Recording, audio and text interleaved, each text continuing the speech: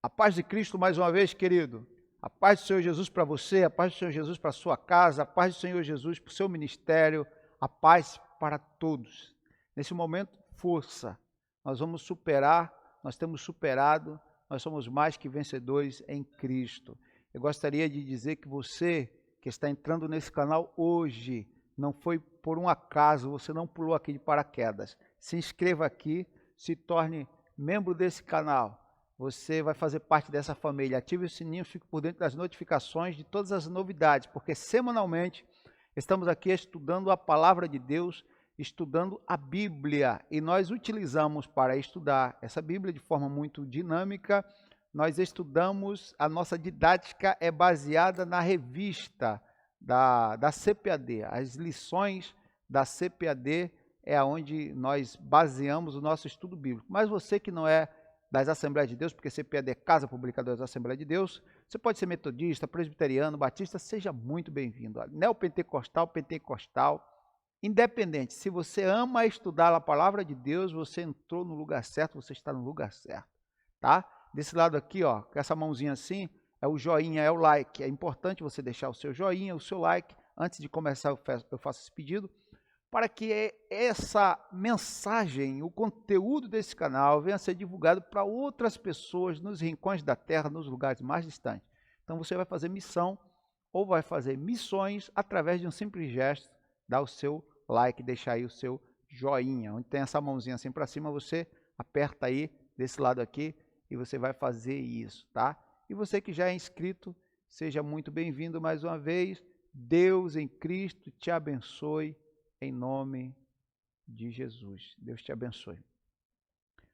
A nossa lição de hoje, como toda a revista desse trimestre, é baseada na Epístola de Paulo aos Efésios. E na semana passada nós iniciamos o capítulo 3. Nós vamos dar hoje prosseguimento a esse capítulo 3 da Epístola de Paulo aos Efésios, que é, sem dúvida nenhuma, o maior de todos os seus tratados quando se fala em eclesiologia. E quando se fala em doutrina de igreja, é a melhor de todas as epístolas, é o maior conteúdo, mais profundo quando se fala da igreja, é a Epístola de Paulo aos Efésios, que ela é a rainha das epístolas nesse conteúdo aqui. E o textuário está baseado no capítulo 3, versículo 14 e 15, diz assim: Por causa disso, me ponho de joelhos perante o Pai de nosso Senhor Jesus Cristo, o qual toda a família nos céus e na terra toma nome. Toda a família nos céus e na terra juntou-se para formar a família de Deus, que é a igreja. Como estudamos na aula passada, Deus estabeleceu a igreja como família. Primeiro Deus projetou a salvação, Jesus executou a salvação, Deus, através da salvação, criou uma nova humanidade, e essa nova humanidade se tornou sua família, que é a igreja, e essa mesma igreja agora tem a mensagem divulgada por intermédio de apóstolos e profetas não do Antigo Testamento, os profetas são os líderes, pregadores, ministros do Evangelho, que pregam o Evangelho, até crentes que ainda não é ministro, não tem a credencial, não tem a carteirinha, mas tem uma boca que fala, tem um coração cheio da presença de Deus, da palavra de Deus, para divulgar esse mistério que falamos na aula passada. Então, Paulo aqui mostra a intercessão, Paulo intercedendo. O tema de hoje é a lição de número 10, a intercessão pelos Efésios. Esse é o tema, a importância da intercessão. Vamos estudar? Vamos junto? Nós vamos ler tópico por tópico, subtópico por subtópico, porque além de ser uma pré-aula, é também uma aula online para as pessoas que não estão podendo abrir seus templos, abrir suas igrejas. A verdade prática diz assim: devemos interceder pelos eleitos de Cristo para que eles sejam fortalecidos de poder, vivam em comunhão e exercitem o amor de Deus. 3 coisas. Devemos interceder pelos eleitos. Primeiro motivo, primeira razão, para que sejam fortalecidos pelo poder. Segundo, vivam em comunhão. E terceiro, exercite o amor de Deus. Então essa era a preocupação de Paulo, que o povo fosse fortalecido, estivesse em coinonia, em comunhão e vivesse o ágape, vivesse o amor de Deus. A leitura bíblica em classe está em Efésios, capítulo de número 3, versículos 14 ao 21. Você que tem um exemplar da Bíblia Sagrada, puder ler comigo. Por causa disso, me ponho de joelhos perante o Pai de nosso Senhor Jesus Cristo, o qual toda a família nos céus e na terra toma o nome, para que, segundo as riquezas da sua glória, vos conceda que sejais corroborados com poder pelo Espírito do homem interior, para que Cristo habite pela fé no vosso coração, a fim de, estando arraigados e fundados em amor, poderdes perfeitamente compreender com todos os santos qual seja a largura, qual seja o comprimento, qual seja a altura e qual seja a profundidade. Olha só, qual seja a largura, qual seja o comprimento, qual seja a altura, qual seja a profundidade. E conhecer o amor de Cristo, que excede todo o entendimento, para que sejais cheios de toda a plenitude de Deus. Ora, aquele que é poderoso para fazer tudo muito mais, abundantemente, além daquilo que pedimos e pensamos, segundo o poder que em nós opera. A esse glória na igreja, por Jesus Cristo, em todas as gerações, para todo o sempre. Amém. Paulo termina aqui com uma adoração. Paulo termina aqui com um louvor. Então, nós vamos estudar e os nossos propósitos aqui é refletir acerca dos propósitos da oração do apóstolo no poder do Espírito Santo. Esse é o objetivo do primeiro tópico. O objetivo do segundo tópico é destacar a necessidade da igreja estar arraigada e fundada no amor de Deus. E o terceiro propósito do terceiro tópico, o propósito de explicar esse terceiro tópico é conscientizar de que Deus é capaz de fazer muito além do que pedimos. Esse Deus é muito poderoso. Ele é capaz de fazer muito mais do que pedimos e pensamos, segundo o seu poder que em nós opera. Não é segundo só o poder que em nós opera, é segundo o seu poder que em nós opera. Por isso que Paulo falou, o meu Deus, segundo as suas riquezas, suprirá todas as vossas necessidades em glória por Cristo Jesus. É o meu Deus segundo as suas riquezas, não é segundo só as minhas necessidades, é segundo as suas riquezas suprirá todas as minhas, todas as nossas necessidades em glória. Então sempre parte de Deus, a fonte é Deus, Ele é Abba, Ele é Pai, Ele é fonte. Glória a Deus. E é dentro do eixo da sua vontade que eu devo estar, que você deve estar, e aí sabemos que estamos pisando em um terreno sólido, o terreno da vontade de Deus. A introdução diz assim: após revelar o mistério oculto a todas as suas dádivas, o apóstolo Paulo passa a orar em favor da igreja de Cristo. Na intercessão paulina, aprendemos que Deus pode fazer tudo além do que pensamos, do que pedimos e pensamos, Segundo, Ele é o único que é digno em ser glorificado. Refletir sobre a oração intercessora do apóstolo é o tema desta lição. Paulo ele tem duas orações aqui na epístola de Paulo aos Efésios. E nessas duas, ele se preocupa prioritariamente com a maturidade dos irmãos. E por eles, agora o santo apóstolo, intercede. Sobre essa intercessão, nós vamos agora estudar um pouco a respeito aqui nesta lição. E diz assim: corroborados com o poder do Espírito. Vamos ver por que esse termo? O apóstolo indica a sua oração ao Senhor com um pedido duplo. Primeiro, pedido duplo por quê? Primeiro, o poder do Espírito no homem interior e a presença de Cristo nos corações dos crentes.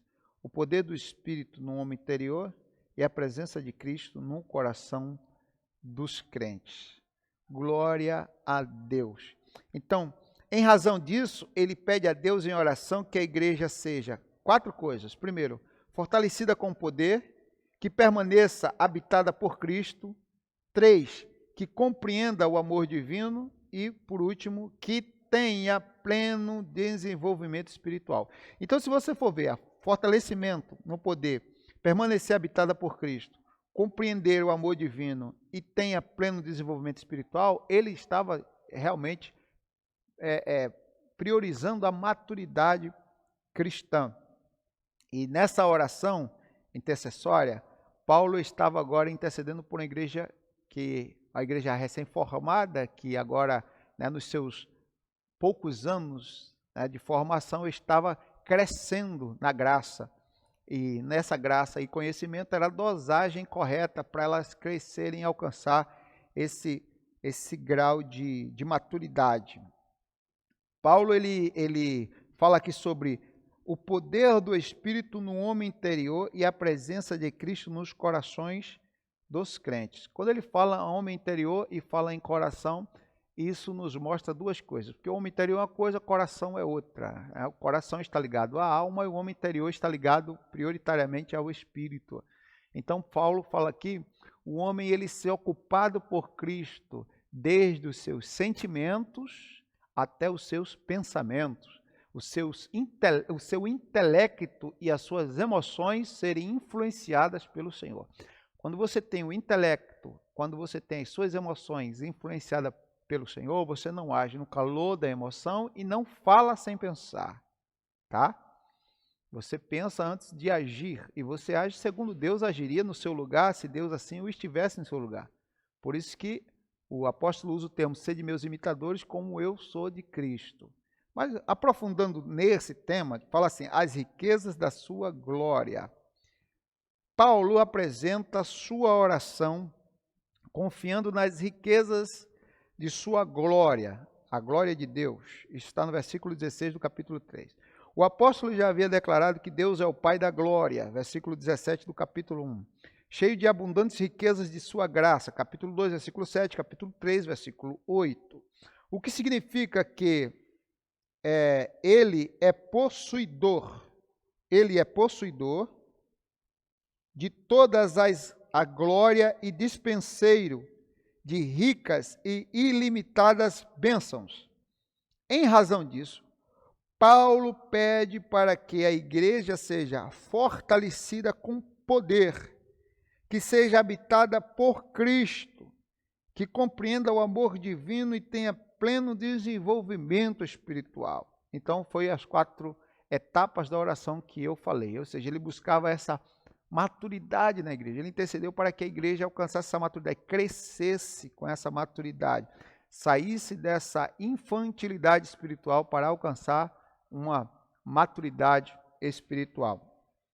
Temos o dever de interceder uns pelos outros em amor. Não adianta interceder se não for amor, porque é no amor que você intercede com compaixão, se colocando no lugar da pessoa, abraçando o problema da pessoa, tentando pensar como a pessoa está pensando, sentir o que a pessoa está sentindo. Aí você vai chorar as lágrimas daquela pessoa, aí vai se alegrar com os que se alegram e, de fato, chorar com os que choram. Fortalecidos com poder. O primeiro pedido do apóstolo é para que a igreja seja corroborada com poder pelo seu espírito no homem interior. Essa petição não quer dizer que a igreja em Éfeso não tivesse o Espírito de Deus, mas que ela fosse continuamente revigorada com poder e, consequentemente, em seu fortalecimento diário, ou seja, dia a dia. Como eu falei, é gradual, é gradativa, é diária, até alcançar a estatura varonil. E não é diária no mesmo nível, é diariamente, mas sempre subindo de nível, de forma evolutiva, evoluindo. Assim, enfatiza que a única força que habita no crente a se manter firme além do Espírito Santo, está em João capítulo 14, que ali, João 14 é um clássico que fala do Consolador. Versículos 16 e versículo 17. Atua no homem interior e capacita o crente a perseverar e manter-se afastado do pecado e a compreender as coisas espirituais. Quando Paulo, inclusive, tem aqui a referência de Paulo aos Coríntios, capítulo 2, versículo 12 ao 16, que diz que o homem natural não compreende as coisas do Espírito, mas só os espirituais, porque as coisas do Espírito são discernidas espiritualmente. As coisas do Espírito para carnais e naturais são escândalos.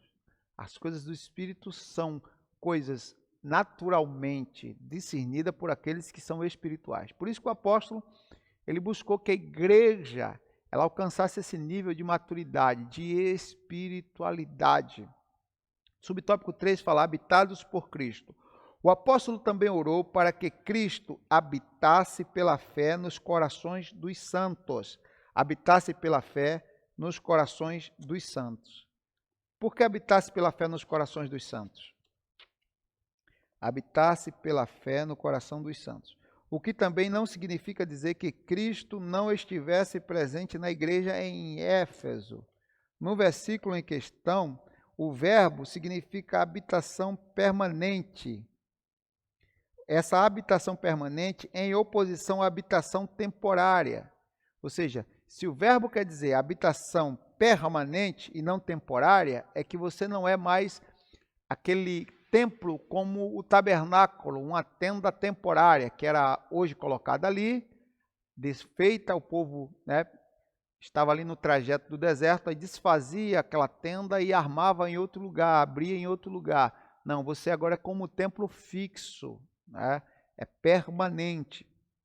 Não é habitação temporária, mas permanente. E diz assim, em oposição à habitação temporária. Isso indica que a oração apostólica era para que Cristo habitasse continuamente na igreja, na vida da igreja. Então, nós entendemos aqui que a questão aqui não é dar umas fériasinhas para Jesus.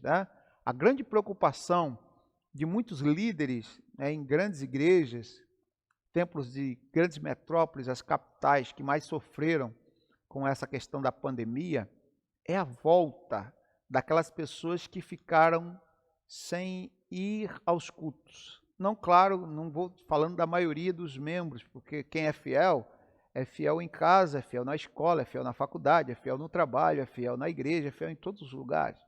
Mas tem aquelas pessoas que, por não estarem em atividade na igreja ou não estarem presentes nos cultos, acabam pedindo umas fériasinhas para Jesus. Acaba se afastando um pouco, não só do convívio, por estar afastada do convívio da igreja, acaba se afastando espiritualmente do próprio Cristo.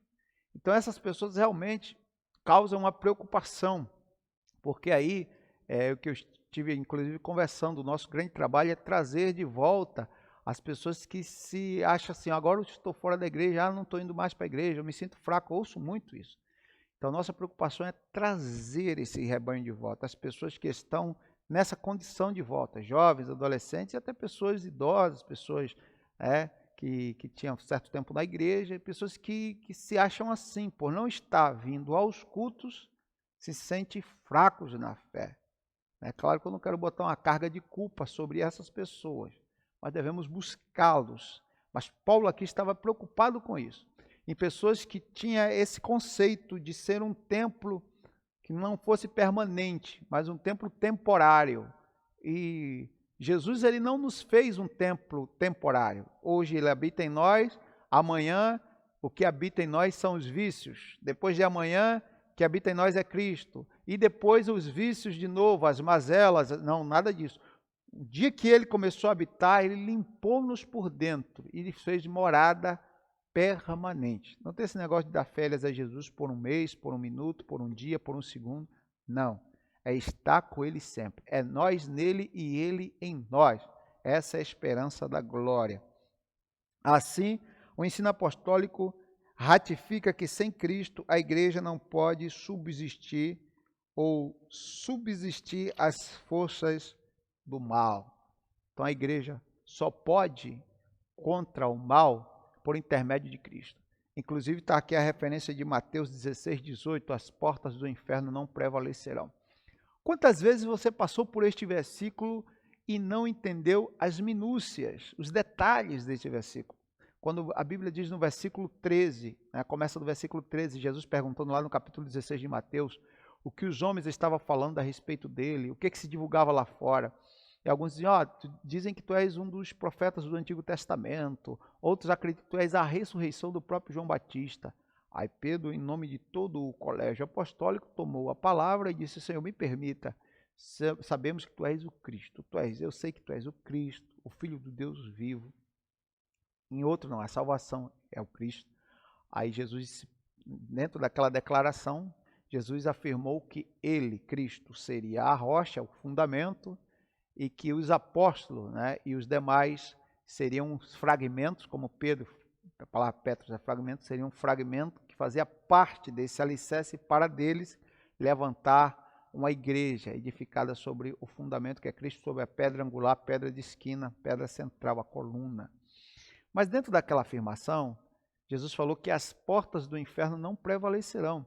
Quando você observa o versículo 18, às vezes o que dá-se a entender, o que a gente ouve, né, os pregadores, na minha adolescência, juventude, adolescência porque me converti aos 17 anos de idade, mas assim, a gente ouvia muito as pessoas falarem: as portas do inferno não prevalecerão, como se houvesse uma enxurrada de demônios, né, uma tropa de demônios de um número incontável, viesse contra a igreja e quando chegasse contra a igreja, tentasse lutar e não vencesse a igreja, quando esse texto não fala isso.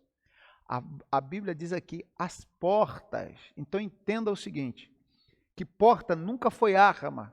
E se porta serve para alguma coisa, não é para a ofensiva, não é para o ataque, é para a defensiva.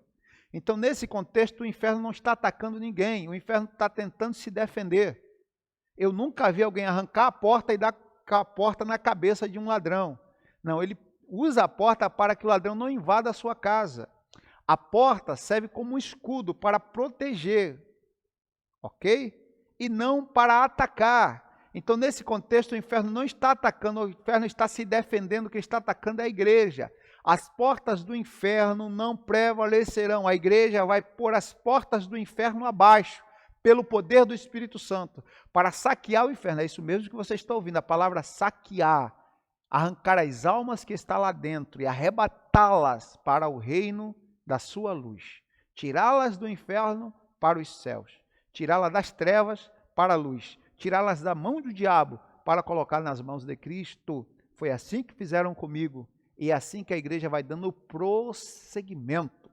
Então, quando se fala isso, aqui o inferno não é agressivo, mas a igreja é militante, a igreja aguerrida, a igreja guerreira, a igreja que batalha, que está invadindo os territórios das trevas para trazer luz.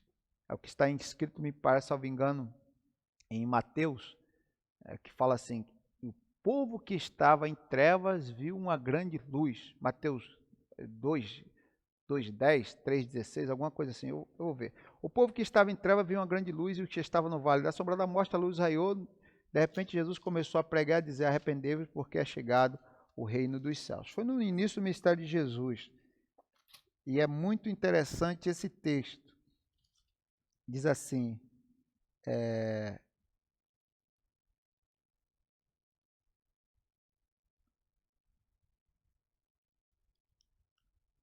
capítulo 4, versículo 16. Capítulo 4 de São Mateus, versículo 16. Eu falei duas referências que não é, a cabeça não está um pouco cansada, mas assim, Mateus 4,16 está escrito: o povo que estava assentado em trevas viu uma grande luz, e os que estavam assentados na região da sombra da morte, a luz raiou. Desde então começou Jesus a pregar e a dizer: arrependei-vos, porque é chegado o reino dos céus. Ou seja, Jesus, como luz do mundo, ele foi até a região sombria, a região de trevas, para resgatar, para arrancar o que estava nas trevas. Então é isso que a igreja faz. É o inferno que tem que se defender da igreja, e não o contrário. A igreja: eu estou com medo, vou me defender dos demônios, porque eles estão me atacando. Não. Se eles virem te atacar, no mesmo pé que eles veio, eles vão ter que voltar, porque o que está em você é maior do que o que está no mundo. Se você pode, onde você estiver, diga um amém aí, tá? Seja revestido do poder de Deus. É para alcançar essa maturidade que Paulo estava preocupado com a igreja aos Efésios, porque, levando em consideração que aquela região, que está lá no capítulo 19 de Atos, ela é uma região tomada pelo feiticismo, tomada pela idolatria, tomada pela feitiçaria, tomada pela idolatria.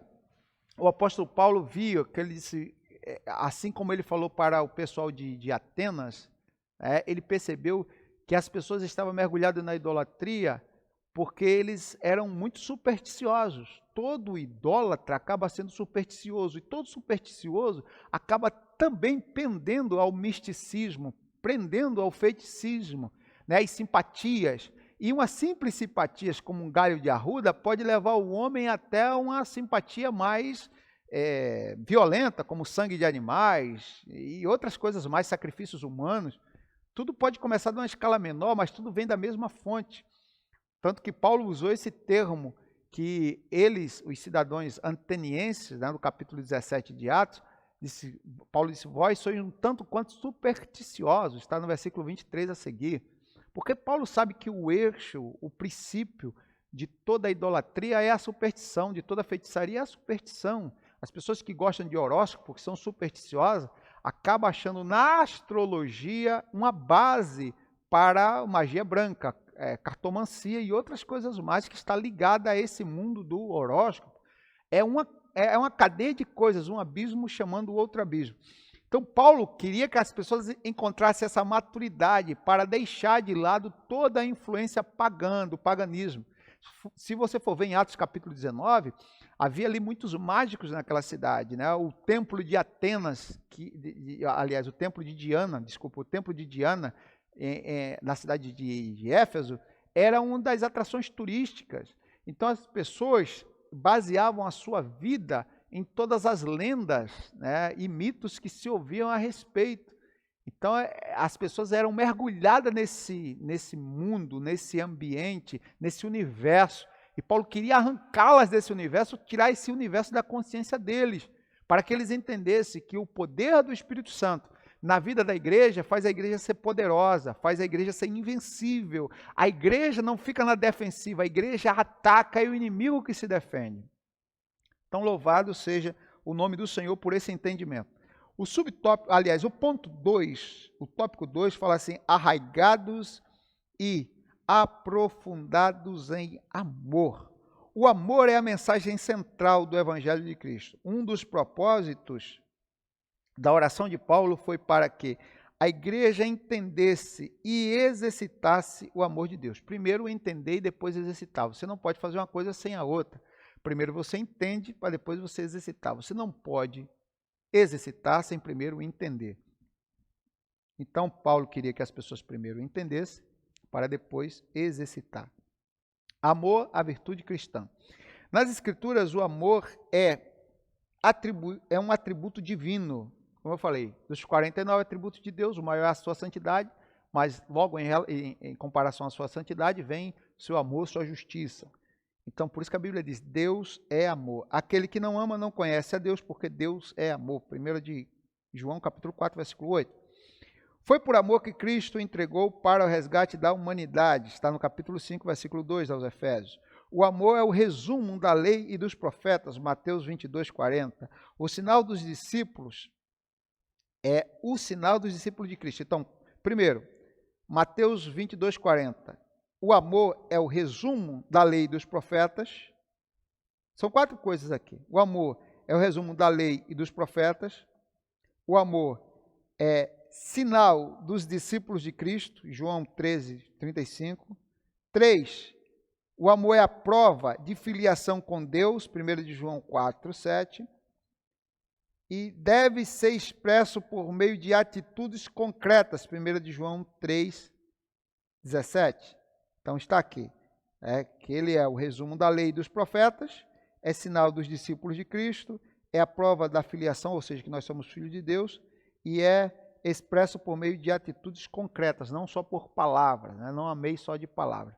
E a maioria das referências aqui, quem escreveu foi João, desde o Evangelho até suas cartas, por isso que ele era o apóstolo do amor, uma pessoa muito amorosa, e ele conheceu de perto esse amor, conheceu na prática. O amor é a maior de todas as virtudes e o princípio que norteia o fruto do Espírito.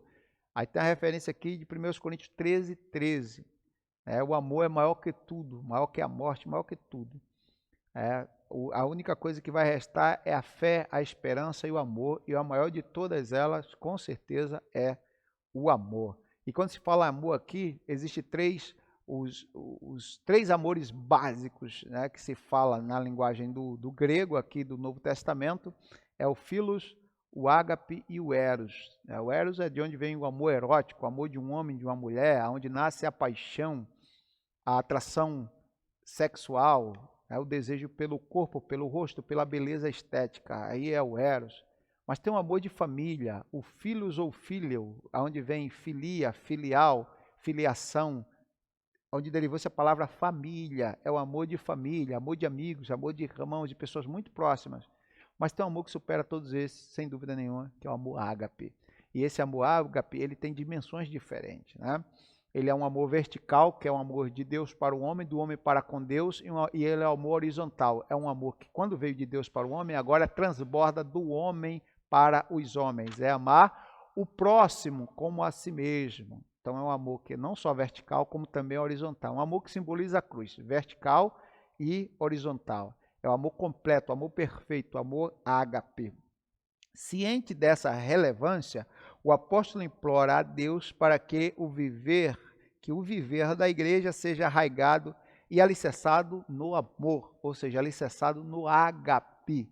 Quem faz as coisas pelo esse amor, por o ágape, não lança em rosto, não faz para ter reconhecimento humano, para ter dinheiro, para ter voto, para ter credencial, para ter nada disso. Faz por fazer apenas por amar. O que justifica o amor é o amor. Vou repetir, o que justifica o amor é tão somente o amor. Arraigados e fundados em amor. Após rogar ao Pai pelo poder do Espírito e a habitação de Cristo, o apóstolo clama. Aqui o apóstolo clama para que a igreja possa também compreender e praticar o amor. Primeiro compreender, depois praticar. A expressão arraigados e fundados em amor, capítulo 3, versículo 17. Compara os santos como uma planta bem enraizada em uma casa bem alicerçada. Indica que sem amor, a vida cristã não tem sustentação. Sem amor, não há como ter vida cristã sustentada. Porque o maior exemplo da prática do cristianismo foi o que Cristo fez na cruz, e ele o fez por amor. E a Bíblia diz que ele verá a obra da sua alma, Isaías 53:11, e ficará satisfeito. Ele fez isso por amor. João capítulo 10, versículo 17, a seguir, 17 e 18, ele diz assim: eu dou a minha vida e a tomo, é por isso que o meu Pai me ama, porque esse mandamento eu recebi dele. Ninguém me tira de mim, mas eu de mim mesmo a dou para tornar a tomar. Ou seja, conscientemente.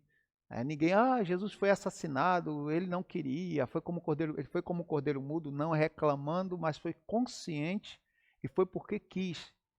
Quando alguém se intrometeu, ele disse assim: se eu quisesse, eu rogaria ao Pai e lhe mandaria um batalhão de 72 mil anjos para me socorrer nessa hora, para me ajudar nessa hora, para me livrar nessa hora, mas eu não quis. Ele quis pagar para que a justiça de Deus fosse executada cabalmente. Ele foi até o final. Ele foi até o está consumado, o tetelestai. Ou seja, ele findou aquilo que o Pai projetou, como falamos anteriormente, ele agora executou. E ele fez movido apenas pelo amor. Não tem explicação. O amor não se explica. O amor se aplica. Paulo queria que as pessoas entendessem a dimensão desse amor para que as pessoas também vivessem esse amor. Sem esse amor não tem sustentação. Por causa disso, o apóstolo insiste pela total compreensão de qual seja a largura, olha só o quadrado do amor que Paulo fala. Largura, qual seja o comprimento, qual seja a altura, e agora é como se fosse um cubo, e qual seja a profundidade. Ainda me arrisco dizer que a mesma altura é a mesma profundidade, já que é um cubo que ele desenhou aqui, né? A altura é infinita, a profundidade é eterna, então não se pode dimensurar, né? É um amor incomensurável, não pode dimensionar esse amor. A profundidade do amor divino. O uso dessa expressão aponta para a vastidão do amor de Cristo, que excede todo o entendimento, ultrapassa todo o entendimento. E indica que a lógica humana não pode mensurar o amor de Deus. Amém? Não se pode entrar e medir, né? Você pode entender basicamente que o que moveu Deus, Cristo, esse plano lindo da salvação foi o amor, mas explicá-lo não há caneta, não há tinta, não há papel, não há poeta e não há inspiração que possa, de fato, mensurar literalmente o que esse amor significa, o que ele representa na sua profundidade, na sua altura, no seu comprimento e na sua largura. O amor de Deus, o incomensurável amor de Deus. Terceiro subtópico fala a intensidade do amor de Cristo.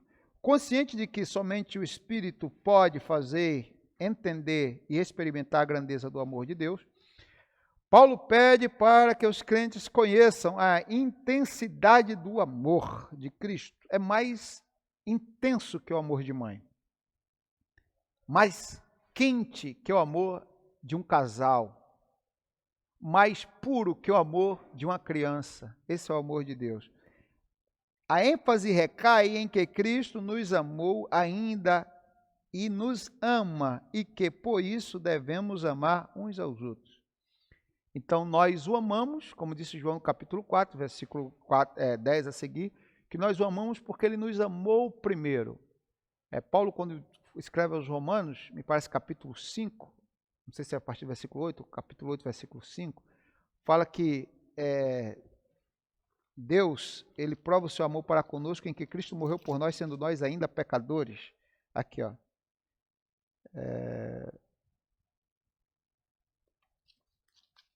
Aos Romanos.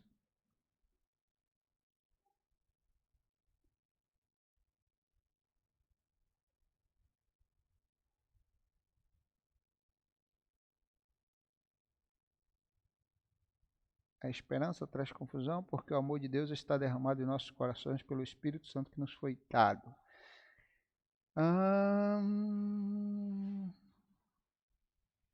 É um texto bem interessante aqui, Romanos capítulo 5. Aqui, ó.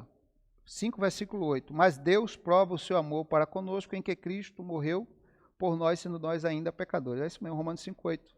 Está aqui, essa referência eu acertei. Romanos 5, 8. Mas Deus prova o seu amor para conosco em que Cristo morreu por nós, sendo nós ainda pecadores. Aí agora, ainda está escrito, versículo 5, para fazer um contexto. E a esperança não traz confusão, porquanto o amor de Deus está derramado, aquele amor ágape que vem de cima, o amor vertical, em nossos corações pelo Espírito Santo que nos foi dado. Porque Cristo, estando nós ainda fracos, morreu a seu tempo pelos ímpios. Porque apenas alguém morrerá por um justo, pois poderá ser que pelo um bom alguém ouse morrer. Agora, pelo ruim não, pelo impuro não. Mas Deus prova o seu amor para conosco em que Cristo morreu por nós, sendo nós ainda pecadores. Ninguém era justo. Eu estou aqui porque eu sou justo, eu sou bom, nasci assim. Não, não.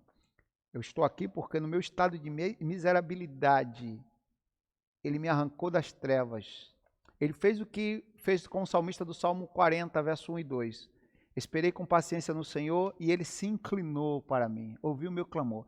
Tirou-me de um lago horrível, de um charco de lodo, pôs os meus pés sobre uma rocha, que é Cristo. Firmou os meus passos e me deu um novo cântico. Mudou a minha vida. Então devemos isso a Ele. Glória a Deus.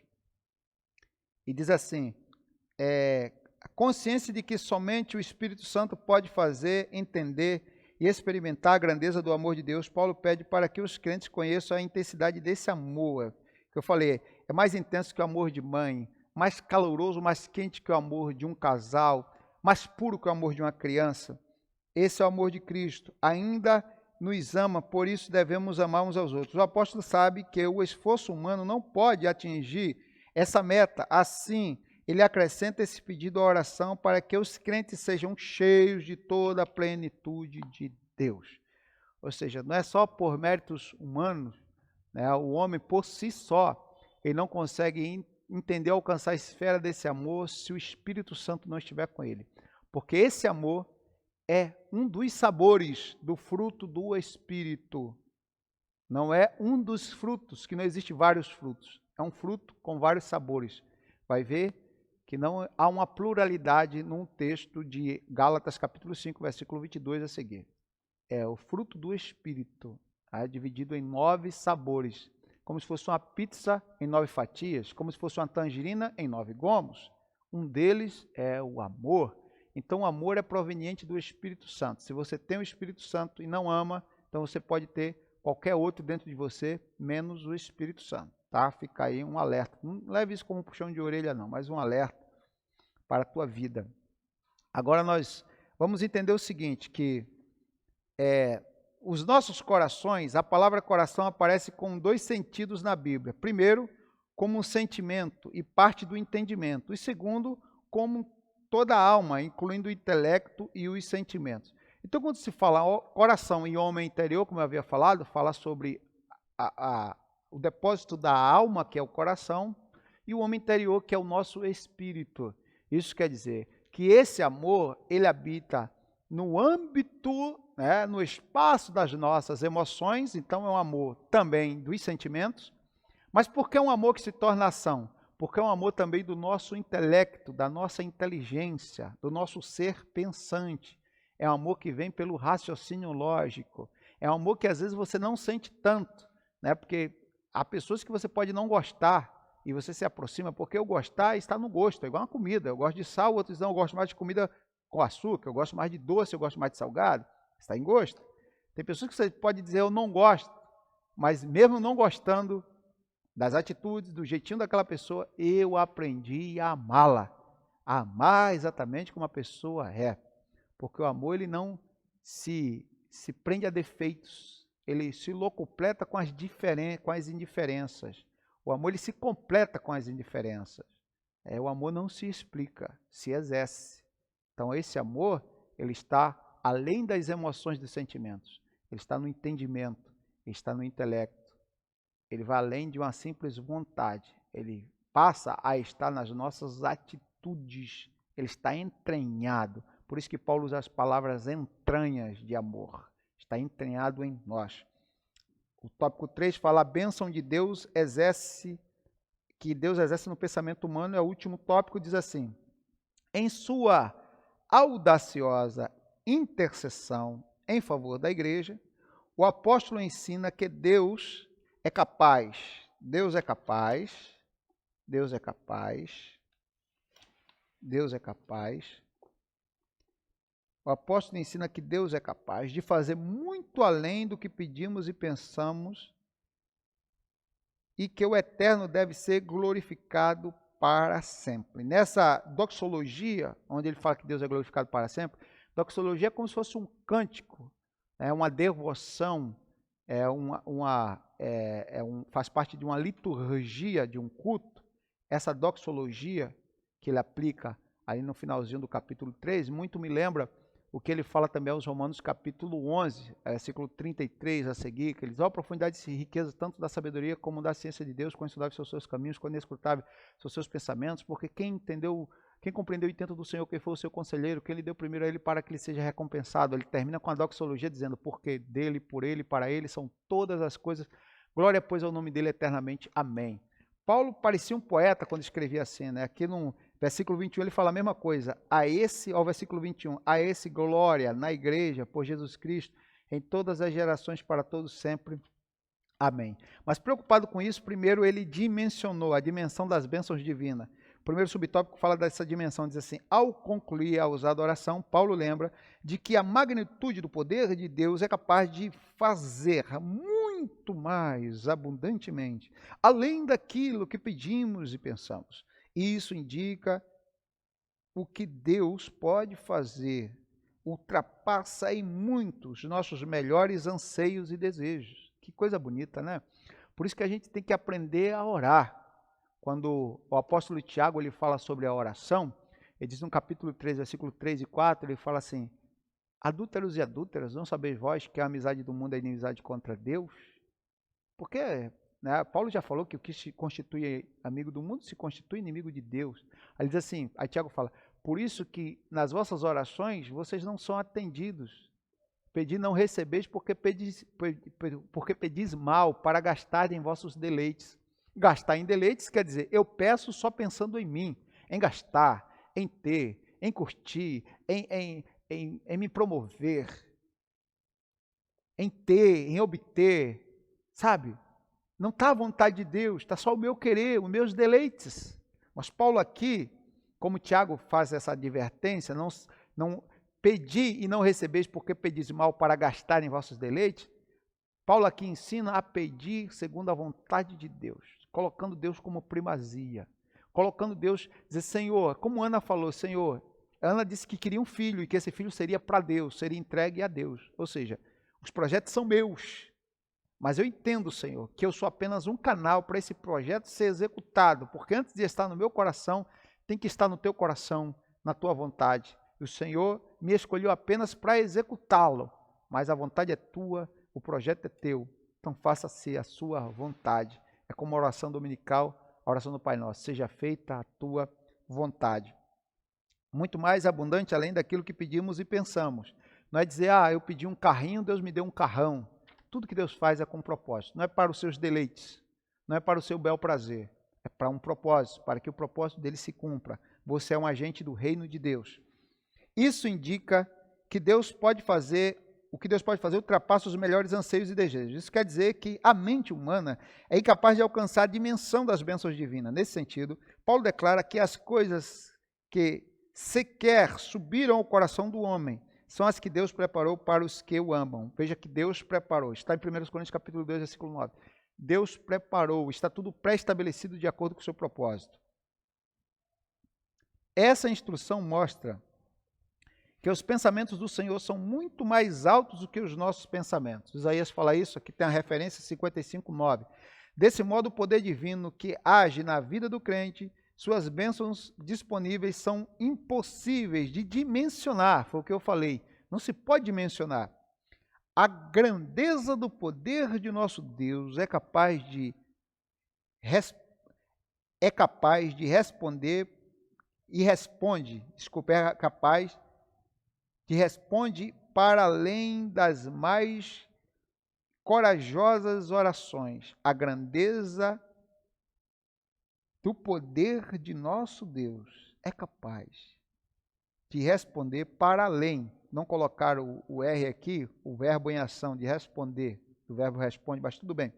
Para além das mais corajosas orações. Ou seja, por mais que você peça, se estiver dentro da vontade de Deus, Deus ele é capaz de fazer muito mais abundante do que aquilo que você pede, do que aquilo que você pensa.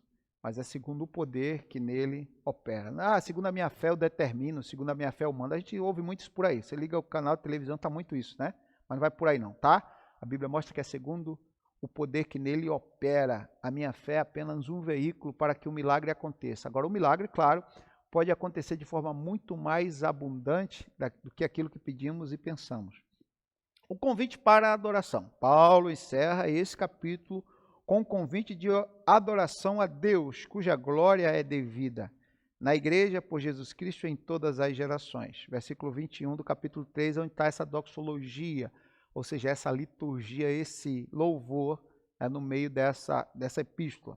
A conclusão paulina não podia ter sido diferente. Nos versículos anteriores, ele discorreu acerca da boa nova, do mistério revelado, das muitíssimas riquezas de Cristo conferidas à igreja, da grandeza do poder de Deus e da infinitude do amor e de todas as bênçãos divinas que excedem a compreensão humana.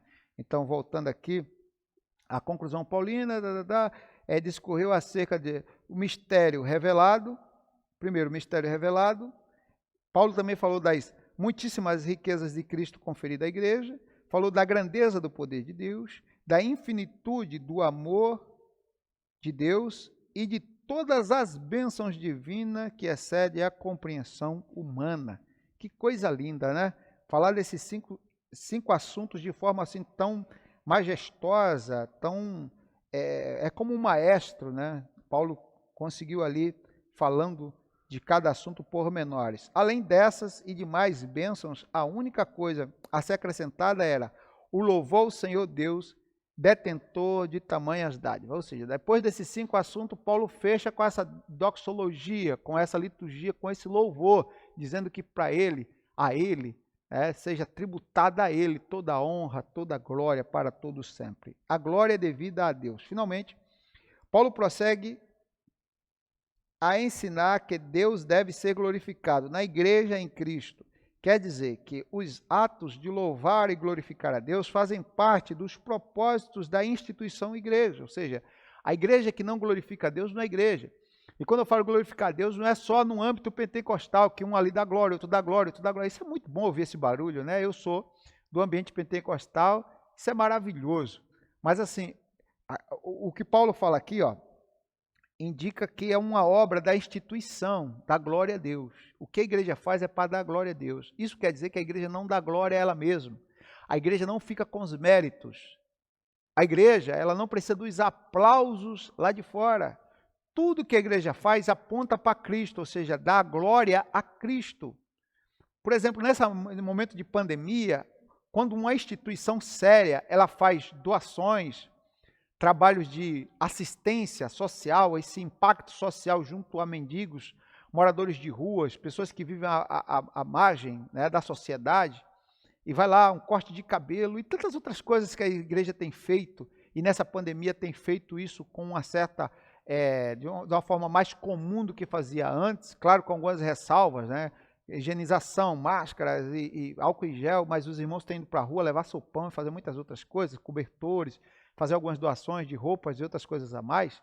Eles não fazem isso em nome de uma instituição, tá? O que se faz muito, infelizmente, são obras como essa em nome de uma instituição, mas a Bíblia mostra aqui que a instituição, ela tem o dever de glorificar a Deus. Ela não se vangloria, ela não se glorifica, ela não se autoglorifica, ela não se promove com o nome de Cristo, pelo contrário, ela promove Cristo aos corações das pessoas, tá? Então, claro que é importante a igreja se identificar, mas muitas delas fazem isso, não leva camisa com slogan, igreja tal, aquele símbolo grandão. Eu não estou dizendo que é errado fazer isso, estou dizendo para não ter risco de promover a instituição. Quem deve ser promovido é o nome de Cristo. A Ele toda glória para todos sempre. E diz assim, a igreja nunca terá glória em si mesma, pois toda glória é exclusivamente tributada para Deus por intermédio da obra de Cristo. Em sua oração, o apóstolo anela que essa postura de adoração e exaltação a Cristo perdure por todas as gerações e enfatiza o seu pedido com a frase, para todos sempre. O que significa que deve ser praticado por todos os crentes. Por todos os crentes, em todos os lugares do mundo, para todos sempre. A nossa conclusão diz assim, a ousada intercessão de Paulo anelava o fortalecimento da igreja. O apóstolo tinha ciência de que o perseverar do cristão dependia de 4 princípios basilares, os quais ele pediu a Deus em oração. É como se fossem 4 bases. Quais são esses 4 princípios? 1. Fortalecimento de poder, a presença plena de Cristo, um intenso exercício do amor de Deus e o contínuo crescimento espiritual até encontrar a perfeição. Foi basicamente tudo que estudamos aqui hoje. Até alcançar a estatura varonil, Paulo estava se preocupando com a maturidade dos irmãos, o crescimento espiritual. Durante esse processo, o povo de Deus deve glorificá-lo em todo o tempo. Glorificar não é só com a boca não, tá, gente? É como eu falei aqui, não um dá glória ali, outro dá glória aqui. Eu sou do ambiente pentecostal, repito, gosto muito disso. Mas o dar glória a Deus é Deus ser glorificado através de suas ações, através de tua vida. É tudo que a igreja fizer de forma coletiva ou igreja indivíduo, em vez de envergonhar a Cristo, muito pelo contrário, vai o glorificar. Alguém vai olhar para você e vai dizer glória a Deus pela vida desse irmão, pela atitude dessa irmã, por a vida desta preciosa pessoa. Então o nome do Senhor vai ser glorificado. Voltando, os 4. O propósito é fortalecer a igreja, fortalecimento, a presença plena de Cristo, é se encher de Cristo. E esse enchimento não é temporário, transitório, mas é permanente, mesmo que você não esteja congregando. Nesse momento de pandemia, passamos por diversos sofrimentos desse distanciamento social, mas é importante ter Cristo diuturnamente, 24 horas por dia, e não dizer, estou fora dos cultos, estou fora da igreja, agora eu vou me comportar como não cristão. Não tem nada a ver, você não está de férias, você é crente agora e sempre. E diz assim, o intenso exercício do amor. Então aqui, fortalecimento, Cristo como morada, viver esse amor e crescer espiritualmente. Essa foi a nossa pré-aula e aula de hoje. Eu espero que tenha te ajudado, que tenha abençoado a tua vida. Você que não é inscrito nesse canal, se inscreva aqui embaixo. Compartilhe este canal nas suas redes sociais. Faça isso divulgando essa mensagem. E se foi de grande valia para você, foi importante para você, converse com seus amigos, seus grupos de WhatsApp, seu Facebook. Faça isso, divulgue essa mensagem. E aqui desse lado, você vai ver aqui embaixo desse lado, ó, um joinha, o like. Você aperta no joinha e aí você está dando um positivo, né? Um ok, para que o YouTube entenda que essa mensagem tem sido importante para algumas pessoas. Quanto mais like, quanto mais ok, mais ela será divulgada, vai abranger outras pessoas. Você vai acabar evangelizando em Portugal, na Angola, países de línguas portuguesas ou não, mas prioritariamente os de língua portuguesa. Essa mensagem vai chegar até os rincões, os lugares mais distantes, interiores do Brasil, comunidades, favelas, lugares que você não conhece. Vai chegar através de você, você vai fazer missão apenas com esse gesto, ó, deixando o seu like. Embaixo, faça o seu pedido de oração, deixe o seu comentário, tá? E eu quero te agradecer, você que já faz parte desse canal, você que já é inscrito. Você que não é, está se inscrevendo, seja muito bem-vindo. Um abraço fraterno em Cristo, seja bem-vindo a essa família. Obrigado por você fazer parte desse exército. Reúna a sua família, nós vamos orar juntos agora.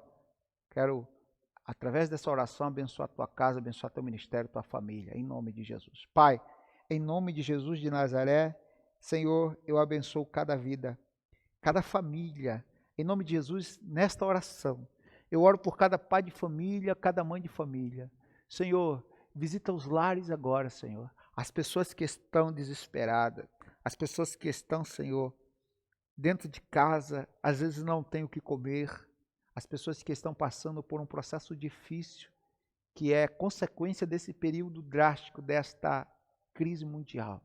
Pai, aquece os corações com teu Espírito Santo.